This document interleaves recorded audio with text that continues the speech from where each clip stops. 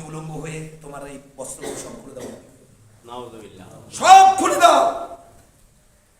আব্দুল উজ্জা চিন্তা করলো কি করে এবার, যা আল্লাহ দ্বীনের জন্য, ইসলামের জন্য, আমার রাসূলের জন্য যদি উলঙ্গ হতে হয় হবো। সিদ্ধান্ত নিয়ে যা যা হবে। হাসরের ময়দান যখন প্রতিষ্ঠিত হবে, কেউ তো কাপড় নিয়ে বস্ত্র নিয়ে উঠবে না, আমি আল্লাহর রাসূলের জন্য আমার বস্ত্র বলে দিলাম, একবার উলঙ্গ হয়ে কাপড়টা দিয়ে দিলাম, যা দিয়ে দিলাম। আর ত্যাগ আর কোরবানি আর ইসলামের জন্য তাদের কত কোরবান। এই তারা হাসতাদার ইসলাম, হাসতাদার মুসলমান, বাবা মুসলমান, দাদা মুসলমান, গরু গাড়ি মুসলমান, আর ওরা কি মুসলমান। আল্লাহু আকবার।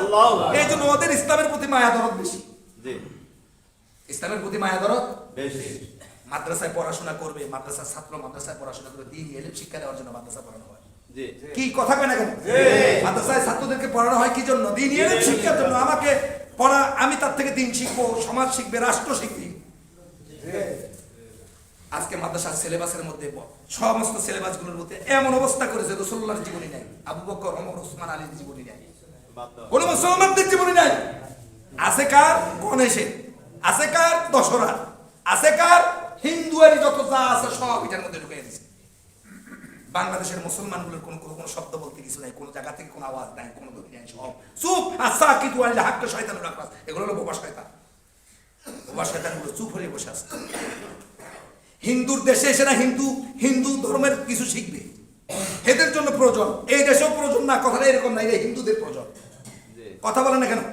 আমাদের মুসলমানদের জন্য এই দশরা, এরপরে গণেশ, এরপরে উডাসিটা, এগুলো দ্বারা কি আমাদের প্রয়োজন না? তাহলে আমাদের এই সিলেবাস গুলো বাদ দিয়ে ইসলাম এবং আল্লাহ এবং আল্লাহ রাসূলের নামগুলো সব মুছে ফেলে দিয়ে গণেশের নাম ঢুকাইলো যারা, এরা কারা? এরা কে? এরা তো এই দেশের মুসলমান দাবিদার, ঠিক কিনা? আমরা স্পষ্ট ভাষায় বলতে চাই, এরা মুসলমান নয়, দল মুনাফিক, এরা চিহ্নিত ইসলামের দুশমন, ঠিক কিনা বলে? আমরা ওই কিতাব দিয়ে জুতাও, ওই বই দিয়ে জুতাও মুছি না। গণেশকে জুতাও মুছার জন্য আমরা রাখি না। গণেশ যাদের জন্য দেবতা হতে পারে, আমাদের জন্য দেবতা নাকি? না। আমার দেশে এই মৌসুমে, এই সময়ে ছাত্ররা কোনো বই পুস্তক পাচ্ছে না। আমাদের দেশের, আমাদের শ্রমের, আমাদের ট্যাক্সের, আমাদের টাকা দিয়ে বই হয় আমাদের সন্তানদের। সরকার কোথা থেকে পায়? আমাদের ঘাম জড়ানো টাকা দিয়ে তারা আমাদের সন্তানদেরকে বই দেয়, ঠিক কিনা? আমাদের সম্পদ, আমাদের টাকা দিয়ে গণেশের নাম, গণেশের ইতিহাস, হিন্দু শাস্ত্রের ইতিহাস দিয়ে দিল, আর বিশ্ব নবীর নাম এটার মধ্যে নাই। কোথায় গেল ইসলাম? কোথায় গেল? বলে হুজুর এখন তো ইয়া দরকার। কি দরকার জানি?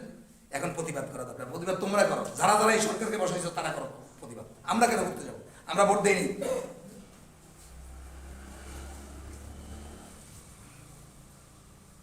খোদার কসম, মসজিদের মিনারা থেকে দাঁড়ায় বলছি, যারা যারা এই তাদের পক্ষে সাপোর্ট দিয়েছেন, রসুলকে বাদ দিয়ে গণেশের আনছেন, আর আপনি বসে বসে নামাজ পড়বেন।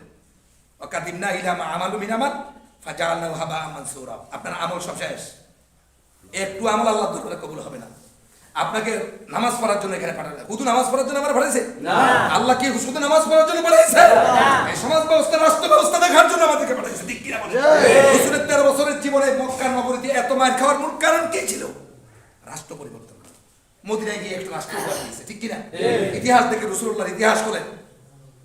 এই মসজিদের ইমামতি নয়, আমার চাকরি বড় না, আমার ইমামতি বড় না, আমার মাহফিলগিরি বড় না, আমার ইসলাম যদি না থাকে এগুলো আমার কাছে কিচ্ছু না। আমি মুসলমান, এগুলো আমার জন্য তুচ্ছ, ঠিক কিনা?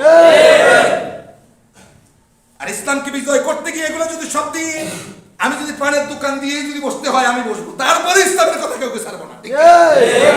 আমি তো মুসলিম। আমি কি মুসলিম? আমি মুসলিম। আমার এই সাহাবা আসমাইনদের রক্ত আমার শরীরের ভিতরে আছে। আমি দাবি করি আমার আছে, আমার রক্তের ভিতরে সাহাবায়ে কেরামের রক্ত আছে। এই জন্য কোন সাহাবীদের ব্যাপারে কিছু হবে, নবী রাসূলদের ব্যাপারে কিছু হবে, হুঙ্কার শুরু হবে, যেখানে থাকি সেখানে। কি বলেন আপনারা? আজকে গণেশ মনেশ ওই সে আমার সপ্তম অষ্টম শ্রেণীর ছাত্রদের হাতে দেওয়া হয়, ওইগুলো আমি কোট করেছি, সব করছি।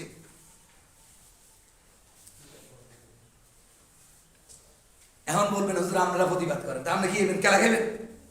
আপনি বই বই হয়ে হয়ে খেলা খাইবেন? হুজুরের জন্য শুধু খাস না, আপনাদের জন্য খাস। এই কাজ করা, ইসলামকে টিকে রাখা সবার জন্য দায়িত্ব না? ইসলাম কোথায় গেছে? ইসলাম তো আছে, নামাজ কালাম নাই। বাড়া নামাজ কালামের জন্য ইসলাম আসছে। নামাজ তো আব্দুল্লাহ ইবনে উবাই ইবনে সলুল পড়ছে, মদিনার মুনাফিকদের সর্দার ছিল, যার জানাজা রাসূলুল্লাহ পড়েন। আল্লাহ নিজে বলছে তো জানাজা করবে না, ওর কবরের কাছে যাইবে না, ওর জন্য দোয়া করবে না, ওর কবরের কাছে যাবে না। আল্লাহ সাবধান করে দিয়েছে। আল্লাহ সাবধান করে দিয়েছে। তো তুমি আর এই গণেশ আর তুমি আর ওই গণেশ, কে এই গণেশের নাম কি? আব্দুল্লাহ ইবনে উবাই ইবনে সালুলের মধ্যে পার্থক্য আছে না। কেউ যদি শুধু দাবি করে নামাজ পড়ে কাম্বার উঠাবা যাবেন, আল্লাহর কসম করি বলি সে কিন্তু ওই আব্দুল্লাহ ইবনে উবাই ইবনে সালুলের উত্তরসূরি। আপনার সাথে বড় ইবাদতকারী বেশি ছিল আব্দুল্লাহ ইবনে উবাই ইবনে সালুল। তার ভুল ছিল শুধু একটা, আর কিচ্ছু ছিল না। তার ভুল ছিল সে নেতার ক্ষেত্রে রাসূলুল্লাহর মানত না, নেতার ক্ষেত্রে আবু জাহেলের মানত। এটাই ছিল, আর কিচ্ছু দোষ ছিল না। সে নামাজ পড়তে পড়তে রাসূলের পিছনে ওয়াজ করতে রাসূলের সামনে দাঁড়ায়।